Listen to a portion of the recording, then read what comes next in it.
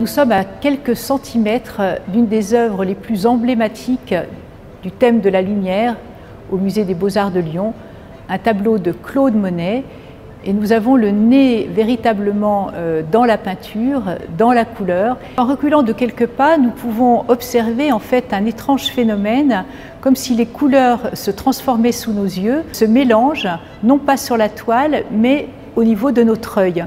Des peintres impressionnistes, en sortant en plein air, ont pu enregistrer les infimes variations de la lumière naturelle, la lumière blanche. L'expérience de Newton au XVIIe siècle nous démontre que dans la lumière blanche, on retrouve toutes les couleurs, sauf le blanc et le noir, le fameux arc-en-ciel.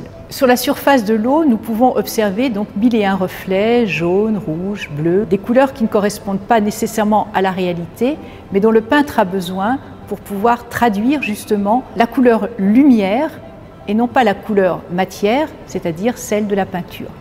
Autre phénomène optique qui a été démontré, révélé par les peintres impressionnistes, c'est que l'ombre n'est pas noire, telle qu'elle a été beaucoup montrée à la Renaissance, dans le clair-obscur, mais que l'ombre est colorée.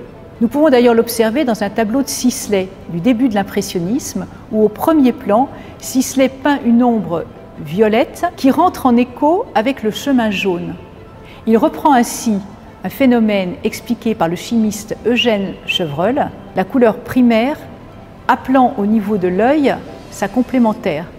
Donc le jaune vient éveiller en quelque sorte le violet dans l'œil. Monet a peint ce tableau le soir à Londres en observant le phénomène du coucher de soleil dans la brume londonienne. Alors que la brume dissout en quelque sorte toutes les formes dans l'arrière-plan, le bâtiment du Parlement, le pont de Charing Cross, Monet arrive en quelque sorte à nous matérialiser la lumière par ses reflets à la surface de l'eau sur la Tamise, comme si la lumière était véritablement palpable.